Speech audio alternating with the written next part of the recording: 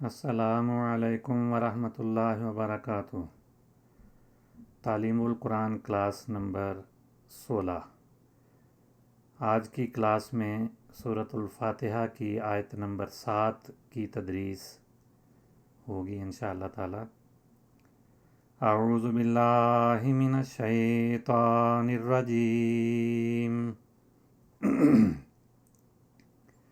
بسم اللہ الرحمن الرحیم۔ صراط الذین انعمت علیہم غیر المغضوب علیہم ولا الضالین۔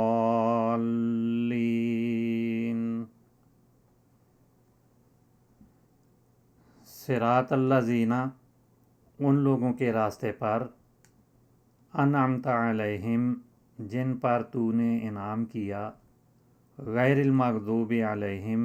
جن پر غضب نہیں کیا گیا،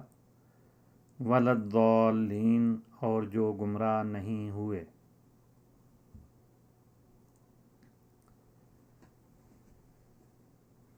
اس آیت میں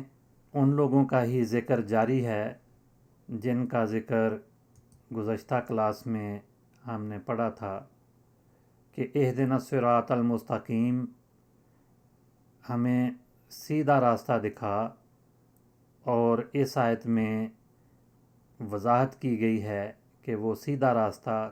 کن لوگوں کا ہوتا ہے، تو ان کی تفصیل اس آیت میں بیان ہوئی ہے۔ صراط الذین انعمت علیہم، ان لوگوں کے راستے پر تو ہمیں سیدھے راستے پر چلا، ہمیں سیدھے راستے پر چلا۔ اہدنا الصراط المستقیم کا ترجمہ یہ ہم گزشتہ سبق میں پڑھ چکے ہیں۔ صراط الذین انعمت علیہم، ان لوگوں کے راستے پر چلا، انعمت علیہم، جن پر تو نے انعام کیا، غیر المغضوب علیہم، انعام ہونے کے بعد بعض جو ہیں وہ اس انعام کی قدر نہیں کرتے اور اس انعام سے دور چلے جاتے ہیں، اسے محروم ہو جاتے ہیں، تو ان پہ اللہ تعالیٰ کی ناراضگی یا غضب ہوتا ہے۔ تو یہ بتایا کہ ایسے لوگوں کا راستہ جن پر غضب نہ کیا گیا ہو، ولا الضالین، اور نہ ہی وہ اس کی محبت میں اتنے آگے بڑھ گئے کہ اسی انعام کو ہی انہوں نے اپنا معبود اور اپنا خدا اور اپنا سب کچھ سمجھ لیا، تو یہ بھی درست نہیں ہے۔ میانی رستہ، درمیان میں جو اعتدال والا رستہ ہے، وہ صراط الذین انعمت علیہم کا ہے، اور اسی پہ تو ہمیں چلانا۔ تھوڑی سی تفصیل میں بیان کر دیتا ہوں کہ احادیث میں یہ ذکر آیا ہے کہ غیر المغضوب علیہم سے مراد یہود ہیں اور الضالین سے مراد نصارہ ہیں۔ ان دونوں کی وجہ یہ ہے کہ اللہ تعالیٰ کا انعام تو قرآن مجید نے بیان کر دیا کہ نبوت اور باقی جو 4 قسم کے انعامات قرآن مجید میں بیان ہوئے ہیں وہ سارے ملتے ہیں، تو اس انعام کی قدر نہ کرنے کی وجہ سے، اس کو ٹھکرا دینے کی وجہ سے یہودیوں پر غضب نازل ہوا، کیونکہ جب حضرت عیسیٰ علیہ السلام تشریف لائے تو یہودیوں نے ان کا انکار کر دیا، تو اللہ تعالیٰ کی ناراضگی اور غضب ان پہ نازل ہوا۔ اور جن لوگوں نے ان کو، حضرت عیسیٰ علیہ السلام کو قبول کیا، تو انہوں نے بجائے اس کے کہ اس کی بندگی کا مقام اس کو دیں، اس کو خدائی کا مقام دے دیا، اسے خدا سمجھ لیا، تو وہ اپنے رستے سے گمراہ ہو گئے۔ تو یہ وضاحت کے لیے ہے، صرف یہود اور صرف عیسائی ہی اس سے مراد نہیں، بلکہ دیگر اس طرح کے کام کرنے والی اقوام بھی اس سے مراد ہو سکتی ہیں۔ بہرحال سمجھانے کے لیے حضور صلی اللہ علیہ وسلم نے یہ بیان فرما دیا کہ غیر المغضوب علیہم سے مراد یہود ہیں اور الضالین سے مراد نصارہ ہیں۔ تو جو انعام اللہ تعالیٰ کا آئے، اس انعام پہ، اس انعام یافتہ لوگوں کے راستے پہ ہم چلنے والے ہوں، اس انعام کی قدر کرنے والے ہوں، نہ ہی یہود کی طرح اس انعام کو ٹھکرانے والوں میں سے ہوں، اور نہ ہی عیسائیوں کی طرح اس انعام کو ہی سب کچھ سمجھ کر اس کا جو اصل مقام تھا اس سے بہت اونچا لے جا کر خدائی کا مقام اس کو دے دیں، تو یہ دونوں کام جو ہیں ان کی وجہ سے وہ قومیں اللہ تعالیٰ کی ناراضگی کا موجب بنی۔ تو ایسی قوموں کے راستے پر تو ہمیں نہ چلانا، بلکہ جو 4 انعام اللہ تعالیٰ نے بیان کیے ان انعام یافتہ لوگوں کے راستے پر تو ہمیں چلانا۔ اب ہم تفصیلی ترجمہ ہر لفظ کا اور گرامر کے ساتھ گرامر کے اصول بھی پڑھتے ہیں۔ صراط، اس کی تفصیل ہم پچھلی آیت میں پڑھ چکے ہیں کہ اس سے مراد راستہ ہے، اور اس کا اصل مادہ تو سین را طا ہے، اور تبدیل ہو کر سین کو سواد میں پڑھا جاتا ہے صراط، تو اس کے معنی راستے کے ہیں۔ اور اس جملے میں یہ اسم ہے، واحد مذکر کا صیغہ ہے، اور پہلے صراط کا جو پچھلی آیت میں بیان ہوا تھا اس کا بدل ہے۔ بدل بھی صفت ہوتی ہے، تو جو اعراب اس کے تھے وہی اس کے اعراب ہوں گے، تو وہ منصوب تھا اہدے کا مفعول بننے کی وجہ سے، تو یہ اس کی صفت بھی اسی طرح سے منصوب ہے۔ اس کے طاء پہ جو زبر ہے یہ نصب کی علامت ہے، تو یہ بھی گویا اسی کے ساتھ مل کر ترجمہ اس کا بنے گا، اور اسی طرح اس کو بھی لیں گے کہ ہمیں راستے پر چلا، اور یہ صفت ہے، مفعول منصوب ہے، اور پھر یہ مضاف بھی ہے۔ الذین مضاف الیہ ہے، صراط مضاف ہے، اور مضاف الیہ مجرور ہوتا ہے۔ الذین اس لحاظ سے مجرور ہے، لیکن جر کی علامت اس میں کوئی نہیں ہوگی، کیونکہ یہ اسماء موصولہ مبنی ہوتے ہیں، تو یہ بھی مبنی ہے۔ لیکن بعض لوگ اس کو الذین بھی کہتے ہیں، اور اس صورت میں الذین اور الذین مورب ہوگا، اور یہ یا جو اس میں آ رہی ہے یہ نصب کی علامت ہے،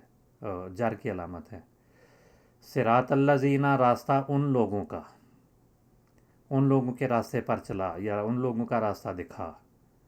انعمت علیہم، جن پر تو نے انعام کیا۔ تو یہ الذین اسم موصول ہے، یہاں مضاف الیہ ہے اور مجرور ہے۔ تو اسم موصول کیا ہوتا ہے؟ اسم موصول اسماء موصولہ جو ہیں وہ بالعموم جو استعمال ہوتے ہیں، میں ان کا خلاصہ بیان کر دیتا ہوں، آگے اس کی تفصیل جو ہے وہ پھر کسی وقت انشاءاللہ تعالی۔ تو مذکر کے لیے، واحد کے لیے صیغہ آتا ہے الذی، اور جمع کے لیے، تثنیہ کے لیے اللذان اللذین۔ یہ دو صیغے دونوں جو ہیں یہ مذکر کے لیے، مذکر تثنیہ کے لیے ہیں، اور جو کہتے ہیں کہ یہ مورب ہیں، اس لحاظ سے یہ اللذان جو ہے وہ رفع کے موقع پہ استعمال ہوگا۔ اس میں الف جو ہے وہ تثنیہ اور یہ رفع کی علامت کے طور پہ آتا ہے، اور اللذین جو یا اس میں آیا ہے یہ تثنیہ اور نصب کے لیے اور جر دونوں کے لیے یا علامت ہے، تو یہ جر کی یا نصب کی علامت یا ہوگی اس میں۔ تو یہ دونوں صیغے اللذان اور اللذین تثنیہ کے صیغے ہیں۔ الذین جمع کا صیغہ ہے، اور اللذین اور اللذین ان دونوں میں فرق یہ ہے کہ جو الف تھا اللذان میں وہ وہی یا میں تبدیل ہوا اور نصب اور جر کی علامت بنا۔ تثنیہ کے لیے یہ صیغہ آتا ہے، اور زال پہ زبر قائم رہے گی کیونکہ یہ یا الف سے تبدیل شدہ ہے، لیکن الذین زال پہ کسرہ ہے، زیر ہے، تو الذین یہ پڑھا جائے گا۔ تو اللذین اور الذین ان دونوں میں یہ فرق ہے۔ دوسرا فرق یہ ہے کہ اللذان میں بھی نون پہ کسرہ آئی ہے، زیر آئی ہے، اور یہ تثنیہ کا نون کہلاتا ہے، تو تثنیہ کے نون پہ نصب کی صورت میں یا جر کی صورت میں بھی نون پہ کسرہ قائم رہے گا۔ تو اللذان اللذین یہ فرق ہے، لیکن جمع کے صیغے میں نون جمع کی جو ہے اس پہ زبر آتی ہے، تو اللذین نون پہ جو زبر ہے وہ جمع کی علامت ہے، تو لکھنے میں یہ ایک جیسے ہیں، صرف زال کی حرکت اور نون کی حرکت کا فرق ہے۔ تو اس سے ہم پہچان سکتے ہیں کہ الذین تثنیہ کا صیغہ ہے، الذین جمع کا صیغہ ہے۔ تو الذین تو رفع نصب جر کی جگہ پہ کسی جگہ پہ بھی استعمال ہوتا ہے، اور جمع کے لیے الاولیٰ بھی اس میں موصول کے طور پہ استعمال ہوتا ہے۔ تو الاولیٰ یہ بھی اسم موصول ہے۔ تو یہ مذکر کے لیے اسماء موصولہ ہیں۔ اسی طرح سے مؤنث کے لیے بھی اسماء موصولہ اللذی کی مؤنث اللتی ہے، اللتان تثنیہ کا صیغہ ہے، اللتین بھی تثنیہ کا صیغہ ہے۔ تو یہ اسی طرح اللذی، اللذان اور اللذین، اللتی، اللتان، اللتین۔ تو یہ اللتی سے وہی الف جو ہے وہ تثنیہ اور رفع کی علامت ہوگی، اور یا جو ہے یہ نصب اور جر کی علامت ہے، اللتین۔ اور اللاتی اور اللواتی یہ جمع کے صیغے ہیں۔ تو یہ تو عام معروف اسماء موصولہ ہیں مذکر کے لیے اور مؤنث کے لیے، لیکن بعض اور اسماء بھی ہیں جو اسم موصول کے طور پہ آتے ہیں، جیسے من ہے اور ما ہے۔ اور اسی طرح جب ہم کسی مصدر سے اسم فاعل بناتے ہیں یا اسم مفعول بناتے ہیں، تو اس کے ساتھ جو الف لام ہوتا ہے، اسماء جو مشتقہ ہیں ان کے ساتھ کوئی الف لام جو آتا ہے وہ بھی اسم موصول کے طور پہ استعمال ہوتا ہے۔ جیسے الرحمن الرحیم میں ہم نے الف لام کو اسم موصول کے طور پہ پڑھا تھا اور جو کا ترجمہ کیا تھا۔ تو من، ما اور الف لام یہ بھی جو ہیں اس اسماء موصولہ کا کام دیتے ہیں، اسم موصول ہیں، اور ان کی واحد تثنیہ، جمع یا مذکر مؤنث کے لیے الگ الگ صیغے نہیں آتے، بلکہ من جو ہے وہ بھی سب کے لیے استعمال ہو جاتا ہے، ما بھی سب کے لیے آ جاتا ہے، اور الف لام بھی سب پہ آ سکتا ہے، اس میں کوئی فرق نہیں ہے۔ اور ایون اور ایتن یہ بھی اسماء موصولہ ہیں، اور انہی کی طرح یہ بھی استعمال ہوتے ہیں، لیکن یہ معرب ہیں، اور ان کے اعراب جو ہیں وہ تنوین کے ساتھ یہاں پہ ظاہر ہوئے ہیں، اور جب ان کا استعمال رفع کے موقع پہ ہو تو رفع آئے گی، نصب کے موقع پہ نصب آئے گی، اور جر بھی آئے گی۔ تو یہ اسماء موصولہ ہیں۔ اب اسماء موصولہ جو ہیں وہ کس طرح سے استعمال ہوتے ہیں؟ اسماء موصولہ جو ہیں ان کے بعد جو ایک جملے کی شکل بالعموم ہوتی ہے وہ اس کا صلہ کہلاتا ہے۔ تو اسماء موصولہ اور ان کا صلہ یہ مل کر کبھی تو یہ صفت کے طور پہ استعمال ہوتے ہیں، کبھی فاعل کی جگہ پہ استعمال ہوتے ہیں، کبھی نائب فاعل بنتے ہیں، مفعول بھی بنتے ہیں، مبتدا بھی بنتے ہیں، خبر بھی بنتے ہیں، مضاف الیہ بھی بنتے ہیں، اور جس جگہ پہ استعمال ہوں اسی لحاظ سے ان کے اعراب بھی ہوں گے۔ صفت کے اعراب تو وہی ہوتے ہیں جو موصوف کے ہوں، یعنی اس سے پہلے جو اسم استعمال ہوتا ہے اسی کے اعراب اس پہ بھی آتے ہیں۔ فاعل ہمیشہ مرفوع ہوتا ہے، اس کے آخر میں پیش آتی ہے، یا جو دیگر علامات رفع کی ہیں وہ آتی ہیں، تو ان پہ بھی یہ بھی فاعل کی جگہ پہ رفع کے موقع پہ استعمال ہوگا۔ نائب فاعل بھی مرفوع ہوتا ہے تو وہاں بھی رفع آئے گی، ان پہ یہ مرفوع کہلائیں گے۔ جو تو اپنی شکل تبدیل کر لیتے ہیں، یعنی ان کی رفع کی کوئی علامت یا اعراب کی کوئی علامت ہوتی ہے تو وہ اسی طرح سے رفع کی علامت آئے گی، اور مفعول کے موقع پہ ان پہ نصب کی علامت آئے گی، اور مبتدا اور خبر یہ دونوں مرفوع ہوتے ہیں تو ان پہ رفع آئے گی، اور مضاف الیہ پہ جر آئے گی۔ تو تینوں طرح کے اعراب اس پہ آ سکتے ہیں، لیکن جو مبنی صیغے ہیں ان پہ ظاہر ہے کہ ظاہری اعراب نہیں آئیں گے بلکہ محلی اعراب آئیں گے، وہ ان کے محل پہ استعمال ہوتے ہیں۔ تو محلی اعراب سے مراد یہی ہے کہ مبنی اسماء جو کسی اعراب کی جگہ پر استعمال ہوں تو ان پہ وہ محلی اعراب کہلاتے ہیں۔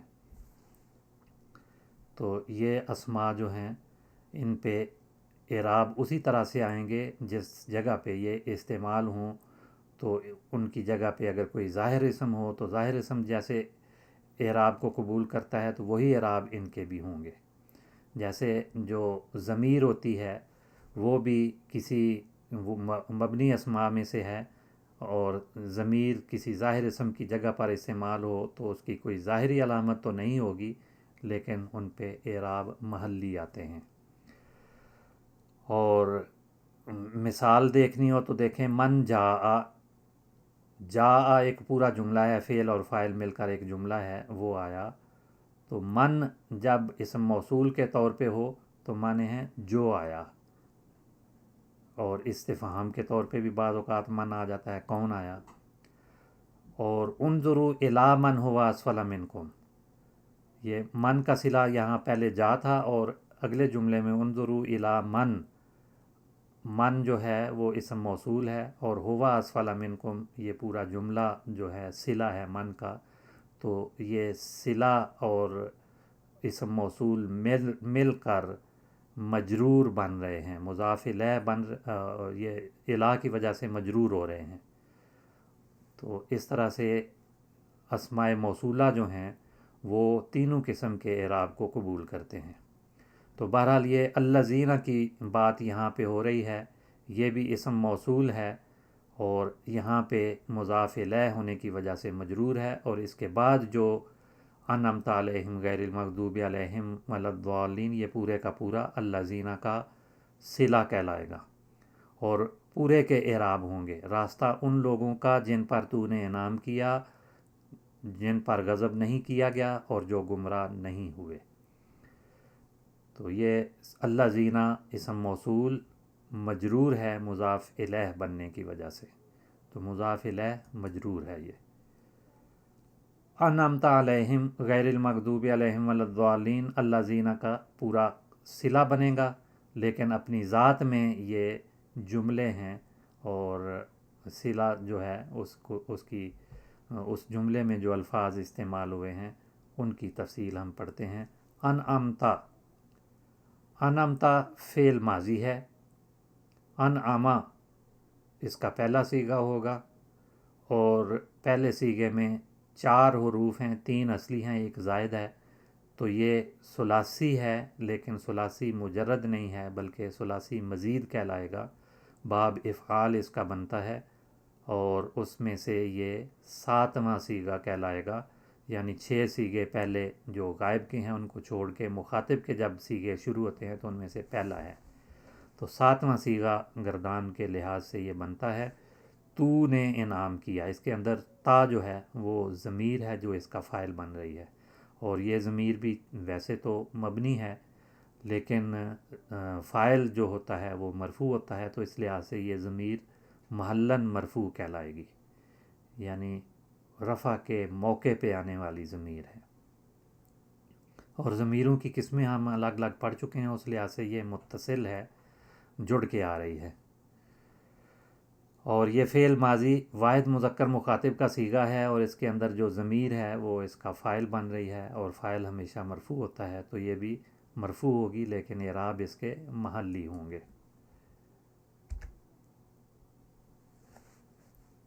انعما کی ہم تفصیل لغت میں جب دیکھتے ہیں تو مختلف صیغے اس کے بنتے ہیں۔ اس کا جو ثلاثی مجرد سے صیغہ فعل بنے گا وہ ناعمہ بنتا ہے، نون عین میم جو اصلی حروف ہیں عالمہ کے وزن پر، اور ناعم الشیء، الشیء اس کا فاعل ہوگا، اس کے معنی ہوتے ہیں کوئی چیز نرم اور ملائم ہوئی، اس کا مصدر نعمن بھی آتا ہے، نعمتن بھی آتا ہے، نعیمن بھی مصدر آتا ہے، تو اس کے معنی ہوتے ہیں ملائم ہونا یا نرم و نازک ہونا، اور کسی چیز کا تر و تازہ ہونا بھی اس کے معنی ہیں، خوشگوار ہونے کے لیے بھی یہ لفظ استعمال ہوتا ہے، اور کوئی باریک چیز ہو اس کے لیے بھی یہ لفظ آتا ہے۔ اور نعم الرجل جب کہا جائے، یعنی الرجل کوئی شخص اس کا فاعل بنے، تو اس کے معنی ہوتے ہیں نعم عیشہ، کہ اس کی جو زندگی ہے آسودگی ہے وہ کافی اچھی ہے، یعنی کسی کا خوشحال اور آسودہ ہونا بیان کیا جاتا ہے جب کہا جائے نائم الرجل، اور نائم الرجل کہہ دیا جائے یا نائم عیشہ یا نائم عیش الرجل، تو ایک ہی مفہوم بنتا ہے کہ اس کی جو زندگی گزر رہی ہے، زندگی گزارنے کا جو طور و اطوار ہے وہ بہت اچھا اور خوشحال اور آسودہ ہے۔ اسی سے گولتا شامل کر کے ایک لفظ نعمت بنتا ہے۔ یہ ایک لفظ نعمت ہے، نعمتن ہے، وہ مصدر ہے، اور نعمت ایک اسم ہے۔ تو نعمت کے معنی ہوتے ہیں خوشحالی یا آسودگی یا نعمت۔ دولت کے لیے بھی آتا ہے، عیش و آرام کے لیے بھی یہ لفظ آتا ہے۔ جب کہتے ہیں وفی نعمت عیشن، تو معنی ہوتے ہیں کہ اس کی زندگی بڑی خوشگوار ہے، وہ مزے کی زندگی گزار رہا ہے۔ اور جب کہا جائے افعلہ نعمت عین، کہ میں فلاں کام تمہارے اکرام میں کر رہا ہوں، یہ کام تمہاری عزت کے لیے، نعمت تمہاری خوشی کے لیے، تمہارے اکرام کے لیے یہ کام میں کر رہا ہوں۔ نعمت کا یہی لفظ ہے جس کی جمع نعم اور انعم آتی ہیں، جمع انعم بھی جمع ہے، نعم بھی جمع ہے، تو اس کے معنی انعام یا دولت یا رزق کے ہوتے ہیں، اور کوئی قابل قدر شے ہو اس کو بھی نعمت کہتے ہیں۔ آسودگی کے لیے بھی نعمت کا لفظ بولا جاتا ہے، کہتے ہیں لکا عندی نعمت لا تنکر، کہ مجھ پر تمہارا ناقابل فراموش احسان ہے، تو احسان کے معنوں میں بھی نعمت کا لفظ آتا ہے۔ نعما، قرآن مجید میں بھی یہ الفاظ مختلف شکلوں میں استعمال ہوئے ہیں۔ اس کی جمع انعم ہے، نعمت کی جمع بھی اور نعما کی بھی، اور دونوں کم و بیش ہم معنی ہیں۔ تو نعما کے معنی ہیں آسودگی، راحت اور آرام۔ مال و دولت کے لیے بھی نعما کا لفظ بولا جاتا ہے۔ اسی طرح ایک لفظ انعام ہے، جو صیغہ ہم نے سورۃ فاتحہ کی اس آیت میں پڑھا ہے، انعم ینعم، اس کا مصدر انعام آتا ہے، اور اسم کے طور پہ بھی انعام کا لفظ آتا ہے عطیہ یا بخشش یا انعام کے لیے۔ اور نعم، نعم نعمتن کی جمع ہے، اور نعم بھی ایک لفظ استعمال ہوتا ہے جس کی جمع انعام ہے۔ نعم چوپائے کو کہتے ہیں، اور انعام سورۃ الانعام قرآن مجید کی ایک سورت کا بھی نام ہے، کیونکہ اس میں بعض جانوروں یا چوپایوں کا ذکر ہے جو اللہ تعالیٰ نے ہمارے لیے کھانے یا جن کا گوشت کھانا جائز اور حلال ٹھہرایا ہے۔ تو یہ انعامہ، جو انعمتا فعل استعمال ہوا ہے، اس کی لغوی تفصیل ہے۔ انعمتا کے ساتھ جار اور مجرور کا صلہ استعمال ہوا ہے، یعنی بعض فعل ایسے ہوتے ہیں جن کے ساتھ کوئی حرف جار آتا ہے جسے اس کا صلہ کہتے ہیں، تو اس میں خاص معنی پیدا کرنے کے لیے۔ بعض فعل ایسے ہیں جو صلے کے بغیر استعمال نہیں ہوتے، لیکن بہت سارے ایسے ہیں جو صلے کے ساتھ بھی استعمال ہوتے ہیں اور صلے کے بغیر بھی استعمال ہوتے ہیں، دونوں طرح سے ان کا استعمال کیا جاتا ہے۔ تو یہ بھی ایسا فعل ہے کہ جس کے ساتھ عام طور پہ صلہ آتا ہے کہ انعمتا، تو نے انعام کیا، کس پر انعام کیا؟ علیہم، ان پر۔ تو یہ علیہم دو الفاظ ہیں، دو کلمات ہیں، علی حرف جار ہے، اور ہم جو ہے وہ ضمیر ہے جمع مذکر غائب کے لیے، اور علی جو حرف جار ہے اس کی وجہ سے یہ ضمیر مجرور ہے۔ جر کی کوئی ظاہری علامت نہیں ہوگی، محلی اعراب ہیں، لیکن مجرور ضمیر ہے۔ اور ضمائر جو ہم نے پڑھے تھے، بعض منفصل یعنی جڑ کے آتے ہیں، بعض متصل منفصل یعنی الگ استعمال ہوتے ہیں، اور بعض متصل ہوتے ہیں جو جڑ کے آتے ہیں۔ تو یہ ضمیر بھی جڑ کے آتی ہے، علیہم، ان پر یا جن پر، تو نے انعام کیا ان پر یا تو نے انعام کیا جن پر، دونوں طرح سے ہم ترجمہ کر سکتے ہیں۔ اور حروف کیا ہیں وہ تو ہم پہلے تفصیل پڑھ چکے ہیں، لیکن کچھ وضاحت یہاں بھی ہم کر لیتے ہیں کہ حرف سے مراد وہ کلمہ جس کا معنی اس وقت تک سمجھ میں نہ آئے جب تک وہ کسی اسم یا فعل کے ساتھ نہ ملے، جیسے من کے معنی ہیں سے اور فی کے معنی ہیں میں، تو یہ حروف ہیں، اور یہاں اس میں علا جو ہے وہ حرف کے طور پہ استعمال ہوا ہے۔ اور صراط الذین انعمت علیہم، جن پر تو نے انعام کیا۔ غیر المغضوب علیہم، غیر کیا ہے؟ اس کے معنی یہاں تو نہیں کے کیے گئے ہیں، یہ ایک اسم ہے، اور جو اس سے پہلے اسم موصول الذین استعمال ہوا تھا اس کا بدل ہے۔ صراط الذین انعمت علیہم تک ایک جملہ تو مکمل ہو گیا، لیکن آگے مزید کچھ تفصیل بھی بیان ہو گئی، یعنی الذین انعمت علیہم جو استعمال ہوا تھا ان کی اور صفات بھی بیان کر دیں کہ وہ غیر المغضوب علیہم ہوں، اور اسی طرح سے ایک دوسری صفت بھی ان کی بیان کر دی ولضالین، اور وہ گمراہ بھی نہ ہوں۔ تو اس طرح سے غیر المغضوب علیہم یہ الذین کا بدل بنتا ہے، اور اس لحاظ سے اس کے اعراب وہی ہوں گے جو الذین کے ہیں۔ الذین جو ہے وہ چونکہ مجرور تھا مضاف الیہ بننے کی وجہ سے، تو غیر اس کی صفت بن رہا ہے، اس کا بدل ہے، بدل بھی صفت ہی ہوتی ہے، تو اس لحاظ سے اس کے اعراب بھی وہی ہوں گے جو الذین کے تھے، اور یہ اسی وجہ سے مجرور ہے، را پہ جو کسرہ آئی ہے یہ اس کے صفت بننے کی وجہ سے، بدل بننے کی وجہ سے، کیونکہ اس کا جو مبدل منہ ہے جس کا یہ بدل ہے وہ مجرور تھا، تو یہ الذین کا بدل ہے، اس وجہ سے مجرور ہے۔ اور جو غیر کا لفظ ہے یہ اہل لغت کہتے ہیں کہ یہ اصل تو صفت کے طور پہ بنا ہے، جیسے غیر المغضوب میں صفت کے طور پہ ہے اور صفت کے معنی میں ہے، لیکن کبھی یہ استثناء کے لیے بھی آتا ہے، الا کے معنی دیتا ہے، الا بھی استثناء کے لیے ہے لیکن کبھی صفت کے طور پہ بھی استعمال ہو جاتا ہے، یہ دونوں ایک دوسرے کی جگہ پہ آ جاتے ہیں، تو اس لحاظ سے اس کا ترجمہ اگر غیر استثناء کی جگہ پہ ہو تو پھر استثناء کے معنی دے گا، اور بدل ہو تو پھر صفت بنتا ہے، جیسے لو کان فیہما آلہۃ الا اللہ لفسدتا، تو یہاں الا جو ہے وہ استثناء کے لیے استعمال ہوا ہے، ایسے ہی لا الہ الا اللہ اے غیر اللہ، دونوں ایک دوسرے کی جگہ پہ استعمال ہو سکتے ہیں۔